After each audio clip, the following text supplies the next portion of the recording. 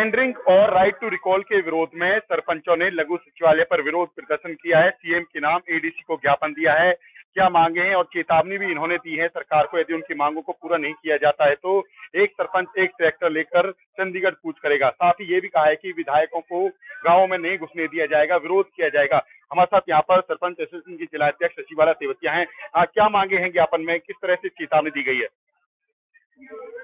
आज 20 तारीख को समूचे हरियाणा प्रदेश के हर गांव के सरपंच ने अपनी एसोसिएशन के साथ जिला मुख्यालय पर उपायुक्त एवं एडीसी को अपना अपना ज्ञापन दे करके ई टेंडरिंग के खिलाफ, जो हमें 2 लाख की पावर दी है उसके खिलाफ, राइट टू कॉल के खिलाफ अपना अपना ज्ञापन उपायुक्त महोदय के माध्यम से विधानसभा के अंदर और विधायकों के माध्यम से, मंत्रियों के माध्यम से हमने चंडीगढ़ पहुंचवाए हैं कि हमारे सरपंचों के खिलाफ जो ई टेंडरिंग सरकार लेके आई है, इसको सरकार वापस ले।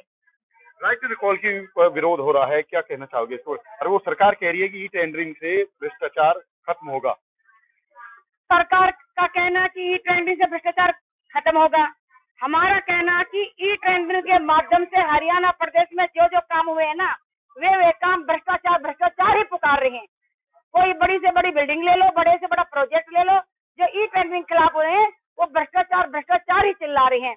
जहाँ तक राइट टू कॉल की बात है, पहले इसको आप अपने ऊपर इम्प्लीमेंट कर लो, चाहे मुख्यमंत्री है, चाहे मंत्री है, चाहे विधायक है, अपने ऊपर इम्प्लीमेंट कर लो, हम उसको एक्सेप्ट कर लेंगे। आप अपने ऊपर इम्प्लीमेंट कर नहीं रहे हो, सरपंचों पर थोप रहे हो, ये कतई मंजूर नहीं है। ये भी कहा जा रहा है कि जो है ई टेंडरिंग से है जो सरपंचों के खिलाफ आरटीआई लगनी बंद हो जाएंगे, मुकदमे दर्ज बंद हो जाएंगे।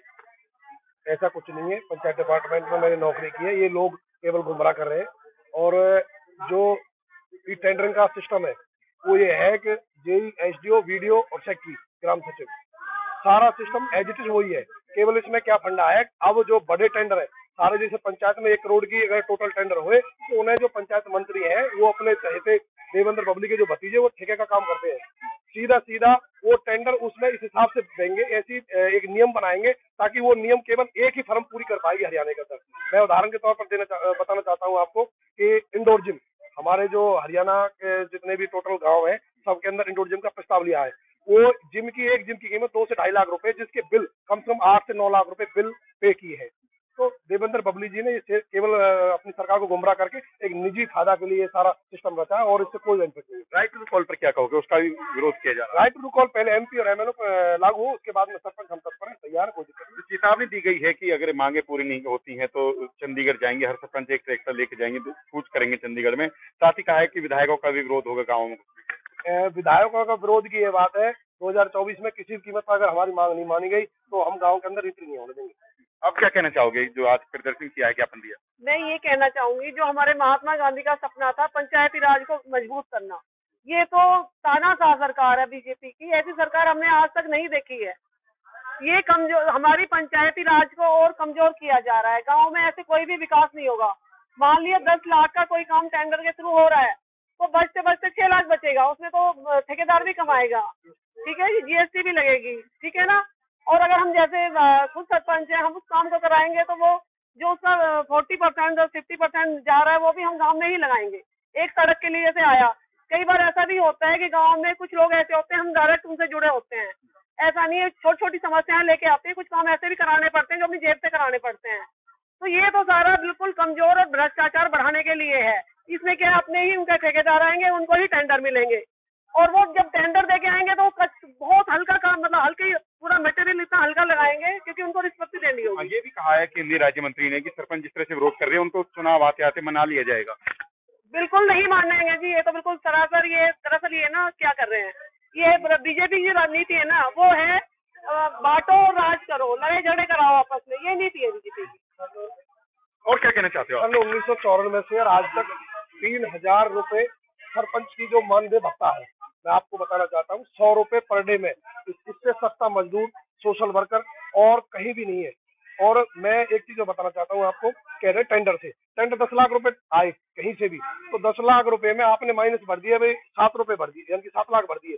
और इसने भर दिए 6 भर दिए, 4 लाख पहले माइनस हो गए, उसके बाद में दो रुपए यानी कि 2 लाख उसमें जीएसटी लगी, बच के वो क्या नाम है 4 रुपए में 10 रुपए का कहीं काम पूरा कर होगा? आप बताओ कहाँ से पूरा? क्योंकि वो उस दबाव में वो जो ठेकेदार होगा वो गलत काम करेगा, और गलत काम को पास कराने के लिए सारा भ्रष्टाचार बढ़ेगा, पूरा अफसरों को रिश्वत देगा, और सीधी सीधी दिक्कत सारी आम जनता की और गाँव के शोषण हो गए। अगर सरकार नहीं मानती तो आगे क्या रहेगा? सर, हमको इस आंदोलन के लिए सरकार ने ना मजबूर किया है।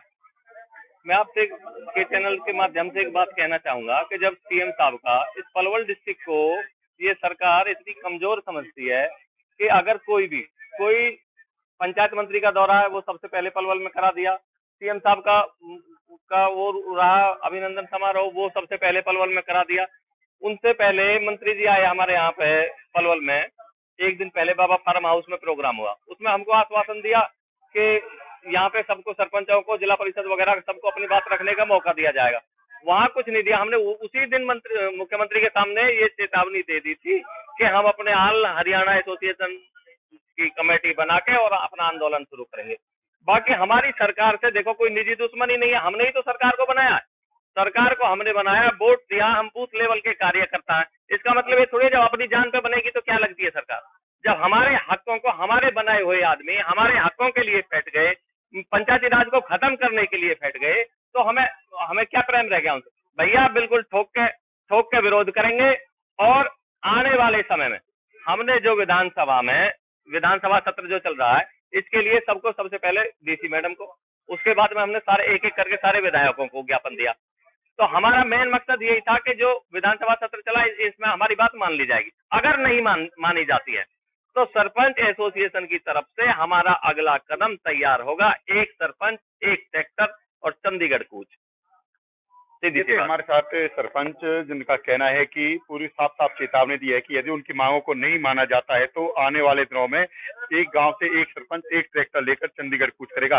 साथ ही ये भी चेतावनी दी गई है कि राइट टू रिकॉल और ई टेंडरिंग को वापस नहीं लिया गया तो आने वाले दिनों में सरपंच है जो विधायकों का विरोध करेंगे, गाँव में भी उनको यानी कि काले झंडे दिखा सकते हैं, उनको गाँव में घुसने से भी रोका जा सकता है।